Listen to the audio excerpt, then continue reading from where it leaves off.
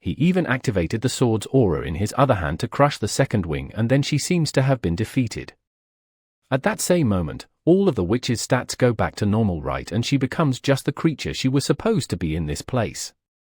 She goes back to doing the standard routine, saying that the intruder infiltrated her hideout. The poor thing is there giving her speech, but he just stabs the sword into her chest. Yeah, this guy's not hesitating at all, and on top of that, he pulls it to the side, slicing her completely, saying that now that she's back to normal, nothing changes. He has to finish her off to keep moving forward. With that, the monster's little hand just drops to the ground, right? No mercy from the kid. In total, he received 13 standard tickets and 1 SR ticket, plus 500 experience points, a magic stone, and Surreal's heart. Ryuki was kind of disappointed, just a little stone, a heart, and 500 points. That night, who gave 15,000 apparently, was kind of abnormal. Igon tells the kid that even with luck, he's not always going to get good stuff, man. He needs to get used to a normal life. Who she replies that it's all good, at SR ticket alone was more than enough to make it worth it. Besides, what matters is breaking Linfell's record. At the dungeon's entrance, the guy with the big axe is furious because they failed again. The guys are all cursing each other out, blaming each other, saying it's because he died, because he did this or that. Meanwhile, in the cave, Ryuki is coming out, hearing all the commotion. Right at that moment, one of the guys is talking about cooperation. They see our kid passing by and say it's amazing.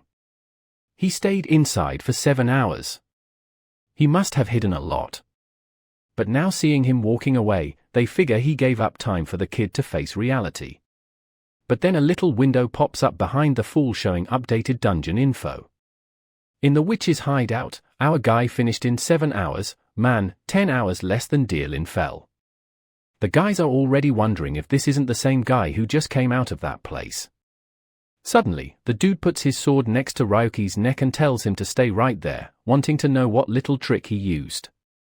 It's impossible for someone to shave off 10 hours without using some kind of hack or something. Ryuki is honest, man.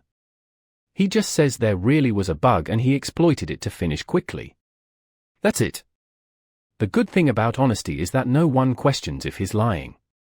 The bad thing is that now everyone is saying that bastard should be ashamed for clearing a dungeon using stuff like that.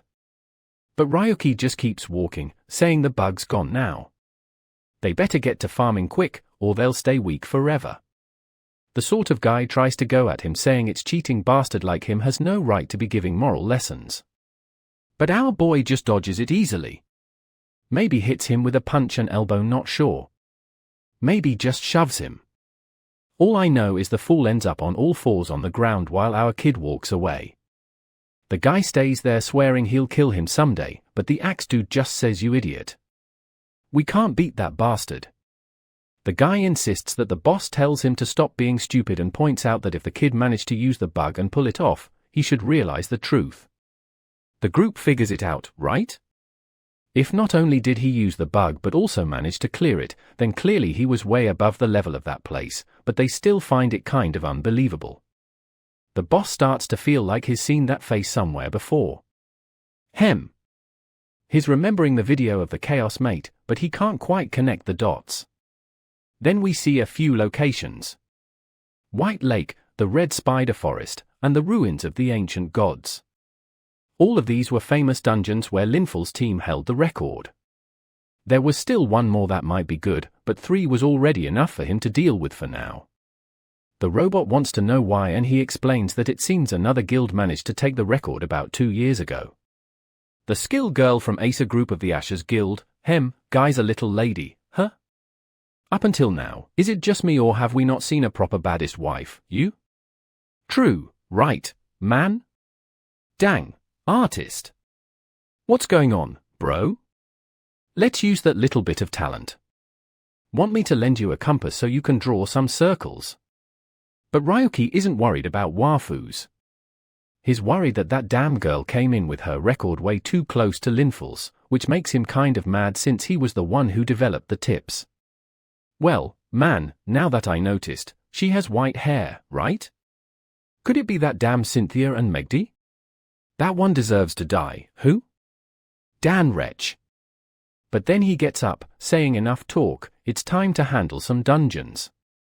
Meanwhile, inside the Demon Tower, it's Linful's group and Casano is the one giving everyone orders. That's when a little window pops up for him. A photo of a giant octopus, maybe the boss from White Lake.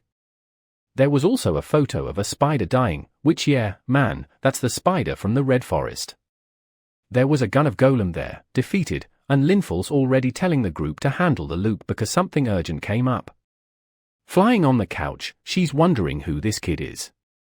The kid was deliberately focusing on breaking his records, which showed he was looking to pick a fight. Maybe the bastard thought he was hot stuff. The boss mentioned this name, Ryuki, but no matter how much he thinks, he has no idea who this person is. Man, that's rough. The guy literally doesn't have the slightest trace of our boy's face in his memory. Right then, someone opens the door calling for Linful, saying that kid, Ryuki, is live streaming. Analyst Laguna is always analyzing. When our boy posted all the records, man, from the Bug Dungeon, to Yupan, Varan, and the Big Golem, she can't believe he cleared all 4 dungeons and broke all the records almost simultaneously. Obviously, the result of that was nearly 2 million views in 3 days. The attention he got was expected after all the buzz with the Black Knight. There was still something she couldn't understand, like the items and his reactions. But at the same time, he was using an extremely advanced strategy that would require knowing every element of those places. Not to mention, the scariest part was that he cleared the witch's hideout, which no one had managed to do in the past 3 months.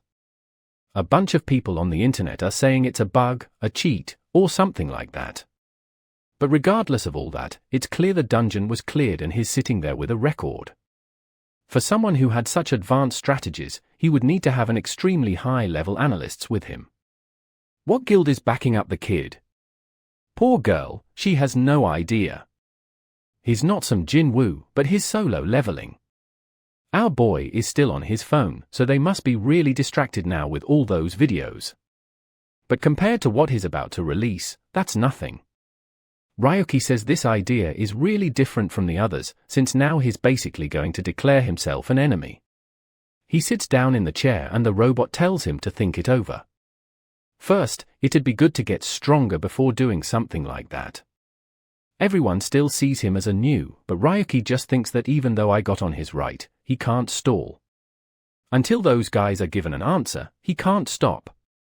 His mind got stuck 3 years ago and the only thing left inside it was despair and hatred. Those were the reasons he kept on living. Our boy then started the livestream and introduced himself as Ryu 7017. Ryuki inside the game labyrinth, it was a shame, but today's video wasn't about clearing a dungeon. Today he was going to reveal the truth everyone wants to know. The guy started the exposed livestream man. The first impressions were that he seemed a little more normal than they expected. Our boy then says that everyone seemed curious about the unknown written on his profile, and the truth is, that's exactly what he was, unknown in the literal sense. It was hard for them to believe that someone without an account managed to enter the labyrinth game, but that's the truth. He didn't create an account and wasn't selected by any guild either. He guarantees that he's one of the poorest unknowns out there man, without the slightest opportunity, and about how he's playing, he sums it up by saying that basically he's got lucky, and he doesn't care if they don't believe it, because that is the truth. Watching Linful says this bastard is trying to lie, pretending to be an unknown. Then Ryuki says he became unknown because he was falsely accused. He's making this video because he's sure that bastard Linful and the Lens of Guild are watching. They better remember the face they threw into the abyss. He suffered in that hell, but he managed to escape. And now they better be ready, because their turn has come. In a room surrounded by cards, a man and a hat says it looks like an enemy of Lindsay has appeared. Kade says the views are no joke, and Ryu replies that apparently now the kid's going to be hunted. The man in the hat already comments that if this is one of Linful's messes, Gabriel has surely already wiped all the data. Card V says that Linful and his crew are promising, so it's worth keeping an eye on them. But it responds that to him, that team is kind of pathetic. The guy in the hat, though, wants to know what they're going to do, since Lindsay won't be able to ignore Ryu's 7017. The two cards, however, aren't too motivated, saying they already got a bunch of stuff to deal with. The man says it's fine. He'll keep watching, but maybe he'll act on his own. The cards disappear, saying they already expected that, and say goodbye. The man also says goodbye, saying he'll follow the path that seems more interesting. With the Lenser Guild, Gabriel is giving an interview while being bombarded by reporters. Everyone wants to know about this Ryu key and what connection he has to the guild. Here reveals that yes, the boy was once part of the team, but due to an internal accident, he was expelled and no longer has any connection. The reporter, however, says the kid in the video claims he was falsely accused and wants to know if that's true. The guy answers and it's a complete lie. But the reporter insists, saying there are several other suspicious rumors about how they've been acting.